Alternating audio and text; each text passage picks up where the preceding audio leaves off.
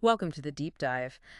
Today, we're jumping straight into a source that offers, well, let's just say a rather bold set of suggestions. Hmm. We've got this list of 10 naughty games, and the source presents them as specific ways for couples to get more active, maybe more experimental in their sex life. That's right. And this source, it really lays them out quite clearly. Rules for playing, and it talks about specific benefits they supposedly offer a relationship. Yay. So I guess our mission today is to kind of walk through each one, see how the source says they're played, and explore the outcomes this advice promises. Yeah, it's about looking at intimacy through this lens, this particular advice's lens of structured, game-based stuff.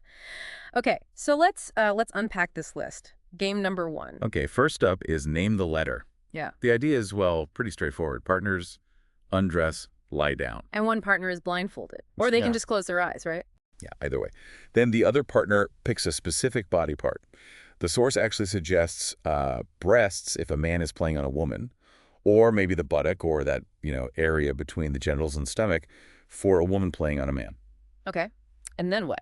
Then using a finger, or they even mention using the tongue. Hmm. They slowly draw a letter on that spot. Slowly, like deliberately. Exactly. It says slowly, so it's meant to be a bit ticklish. Then the blindfolded partner has to guess the letter. How many guesses? 3 guesses, then you swap roles. Okay, 3 guesses. So what's the claimed benefit here? Why this game? Well, the source claims this gives partners like ample time to really observe and understand the other person's body, their organs even. Yeah. And they say this kind of understanding is actually a big reason for a successful sex life. Interesting. Okay, observation. Got it. What's game two? Game 2 is called Oral Master. This one brings in a time element. Ah, okay. You get undressed, get into bed, and you need a phone for the stopwatch function. Right. One partner gets exactly 3 minutes. The partner whose timing starts the watch says start, and then the other partner performs oral acts. Using what? Yeah. Anything specific? It says tongue, fingers, lips, saliva, really any combination, Yeah. on the timekeeper's genital area. Okay. And the goal? Now, this is important according to the source. Yeah. The goal is not orgasm. Oh, okay. It's specifically about giving the maximum pleasure possible within that 3-minute window. And then what happens at 3 minutes? The timekeeper says stop, and the action has to cease immediately, like right away. Mm-hmm. Then you swap roles. Huh. That focus on pleasure, not the end point, is kind of different. What's the benefit supposed to be? The source says that after doing this a few times, partners apparently started thinking more strategically, like how can I give the most intense pleasure possible in just 3 minutes? It's framed as a way to really maximize pleasure using oral techniques. Right, honing the skills within a constraint. Okay, game three. Game 3, popsicle leg. Now this one involves edible items, Edible items like things like yogurt, chocolate, maybe even cheese, the source suggests. cheese. Okay. And what do you do with it? You get into a position they suggest maybe a 69, but really any position where you can easily access each other's genitals. Yeah. Then you apply the food item onto your partner's genitals. Apply it right onto the genital. Yep. And then, well, the next step is you use your tongue to lick it off and eat it. The force even throws in a quick line, dismissing anyone who thinks yuck. Okay. Bold. And the benefit here. They suggest it helps partners get over any misconception that putting a partner's genitals in your mouth or licking them is somehow wrong, which, the source says some people might feel because of things they heard growing up. So overcoming potential inhibitions around oral contact. Right. Moving on, game four. Game 4 is called The Race, and it's described as a race of mutual masturbation. A race. Okay. How does that work? You both undress completely, Right. and then you perform masturbation, but in front of each other. The source really emphasizes being visible. It says, seeing your partner masturbate is highly arousing. So you're watching each other.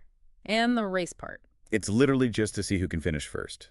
They even add a little note that women might be faster using their fingers. Huh. Okay. And the point of this race, what's the benefit? It comes back to observation, apparently. By seeing how your partner achieves pleasure, the methods they use, you gain insight. And the source suggests this understanding can directly make you more skilled at giving them maximum pleasure later on. Learning by watching. Okay. Game 5 sounds intriguing. Drive and dare. Yeah, this one definitely comes with a caution label. The source stresses you need to execute this one cautiously. No, so. You need to wear loose clothing, stuff that's easy to remove or adjust quickly. Think elastic waist pants or shorts, T-shirts, skirts, elephant pants. nothing too tight. Minimal underwear, things you can quickly cover up with. Okay, easy access clothing. Then what? Then you go for a drive. But it needs to be on a deserted road. And during the day or evening, they specifically say, not at night. Deserted road, daytime or evening. Got it. And while driving slowly, like 30 to 40 kilometers per hour. Slow driving. Yeah. The male partner, for example, could lift the female partner's skirt or pants and touch her thighs, maybe over her panties. Or if it seems safe, go under the panties. Or lift her t-shirt and caress her breasts. And the female partner? She could maybe put her hand under her own shorts to touch herself, or perhaps gently nibble or kiss his ear. Something subtle while he's driving. Wow. Okay, but they mentioned caution. Big time. Both partners should be frequently checking the side mirrors for any other vehicles. The source literally says, you're not trying to die, just play a game. Right. Safety first. So what's the payoff for this risky business? The benefit is claimed to be all about the excitement.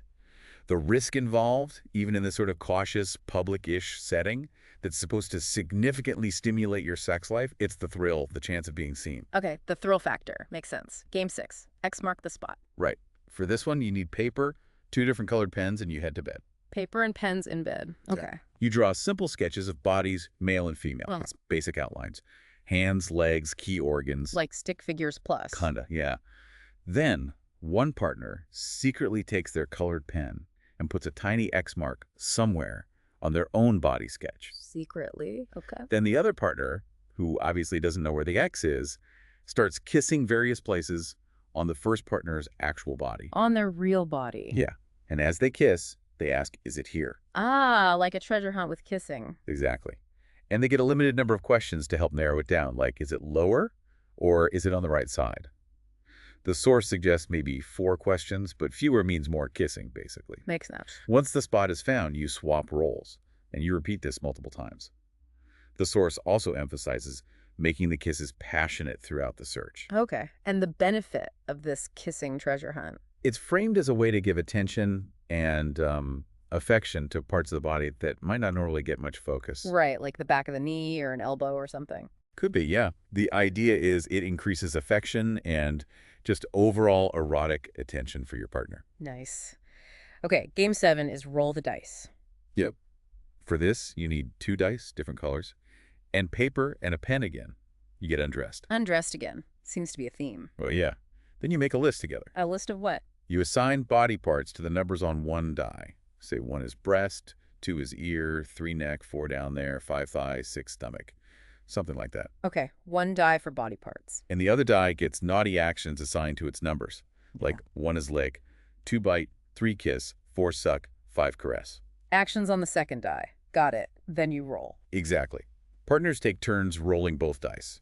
The numbers that come up tell you the action of the body part. So if you roll a 4 on the action die and a 1 on the body part die. That means suck breast. Precisely. And you perform that action for about 2 minutes. Then you swap roles. 2 minutes per roll. Okay. The source also mentions you can buy specialized dice for this, but they actually suggest making your own list is more fun. Why is that? Because you can include things you specifically like or want to try, and they say making the list together is part of the fun. Ah, so the customization. And the benefit. This ties into the customization. It creates opportunities to try things, actions, or body parts that maybe one partner wants, but they think the other might not be into. Like kissing feet, maybe? Something they hesitate to ask for directly. By putting it on the list and leaving it to the dice, it encourages just trying it out, takes the pressure off asking directly, maybe. Letting chance lead the way. Okay, game 8, come hither cards. Uses playing cards. Yeah, standard deck. First step, you take out all the face cards, king, queen, jack, joker, ace. Oh, numbers only. Then you assign a naughty action to each suit. The source suggests, for example, diamonds means caress, hearts means kiss, clubs means use hands or fingers, and spades means use your mouth. Caress, kiss, hands, fingers, mouth. Got it. Shuffled the deck. Shuffle the remaining number cards, yeah. One partner draws a card. And here's the really key rule for this game. What's that? They must clearly state out loud what they want the other partner to do. They have to specify the body part, the action from the card suit, and for how long based on the card's number. So if I draw the 5 of diamonds... You have to say clearly, caress my breasts for 5 minutes, or whatever body part you choose. But you have to say it out loud. No miming allowed. No miming. Then you swap roles. The source really hammers this point home.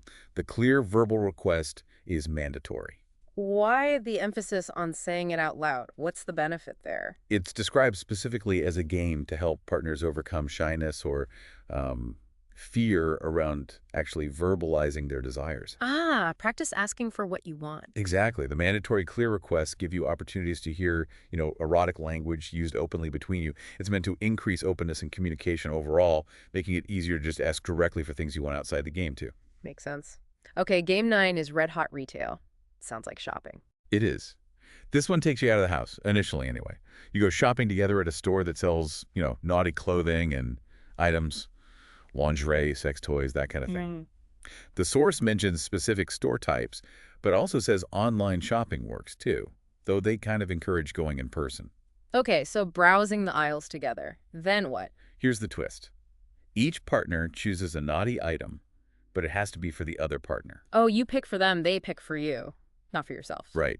Then you bring the items home, and the source says you immediately engage with them. Immediate. That's what it says. If it's clothing, you put it on, look in the mirror together, appreciate how sexy it looks. If it's a sex toy, they suggest maybe watching a video involving a similar toy first. Like research. Sort of, yeah. And then using it. Is there a rule attached to this one, too? A very important one. The item that your partner chose for you must be used at least once. No backing out. Ah, okay. So you have to try whatever they picked. What's the benefit, according to the source? They frame it as an opportunity to actually try out your naughtiest plans. Yeah. Their reasoning is, these shops don't generally sell actually dangerous items. Yeah. So if you've secretly wanted your partner to try, say, a butt plug or one of those vibrating automatic eggs, Right. this game gives you the chance, and the rule forces the issue, basically. Yeah. It encourages trying new things you might otherwise hesitate about. Pushing boundaries through gifting. Okay. And finally, game 10. Game 10. Naked pillow fight. This one sounds pretty simple. Yeah. What do you need? Just pillows, basically. No other items needed. Step 1, undress completely. Make it again. Okay. Step 2, have a pillow fight. The source even paints a picture. Breasts bouncing, penises swinging around during the fight. Cryogenic. Keep going until you're sweaty and tired. Or maybe, they suggest, until the pillows actually break and feathers fly everywhere. Messy. And the point of this one? And to benefit. This one's just about fun. Laughing together, having a good time. The source makes a point that sex isn't always about intercourse or making babies. It's also about, using each other's bodies for fun. Maybe dancing naked or having silly, naughty fights like this. Bringing playfulness back. Okay. And there was a bonus point, too. Yeah, little add-on. Basically, use your phone. Use your phone how? They suggest there are apps for this kind of thing now. Apps for everything, right? They specifically mention one called KaiNDU. KaiNDU. How does that work? Both partners download it, set up profiles. On your profile, you can list fantasies, preferred ways of having sex, locations you like, things you like seeing your partner do, all that stuff. Okay. Then your partner joins your profile. And they can interact with your ideas. They can like something, which means, yes, I'll do that. They can mark it maybe, meaning, I'll think about it. Or they can dislike it. Dislike means no. Apparently, the app creators describe dislike as meaning not even on your birthday. So, like, a definite no-go. Wow, clear boundaries. Yeah. And you can also track things you've agreed on and done as achievements. The source calls it a fun kind of social media style app, but just for the couple. Any others mentioned? Briefly, yeah. Yeah. Dirty Game, Hot Truth or Dare, and another called Pleasure Machine, which they said is similar to the dice game we talked about. And the benefit of these apps? The source just sums it up as them being good, fun apps. Yeah. But, the implicit benefit is clearly about facilitating communication and exploring desires in a different, maybe less direct way, right? Yeah. Using tech. Yeah, a structured digital approach. Okay, Yeah. so wow, that's quite a list we've gone through. From, Yeah. Blindfolded letter guessing and timed oral challenges. Right, to mutual masturbation races, whiskey driving dares, body exploration games, using dice and cards, shopping for gear. Naked pillow fights, and even apps. It's a real spectrum. It is. And what seems to run through a lot of these, as described by the source, is this emphasis on, like, observation, communication, whether it's direct, like in the cards game, or indirect, like choosing items, overcoming inhibitions, and just finding new, maybe slightly structured ways to have fun together beyond the usual routines. Yeah, it presents intimacy less as just a physical act and more like a space for Playful exploration, learning about each other, often with these specific rules or structures to guide it. A bit adventurous sometimes, too. Definitely. Structured play, you could call it. So if we think about the bigger picture here, these are all framed as games with specific benefits. How might bringing in these intentional elements of play, these structured games, actually change the dynamic in a long-term relationship?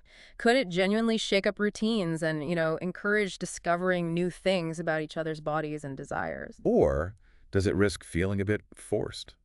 Like, could making intimacy into a game with rules, like the race perhaps, make it feel less spontaneous, maybe even competitive or like a task? What do you think the real impact could be? That's a really interesting question, isn't it? The source clearly thinks structure and rules are helpful here, a way to enhance things.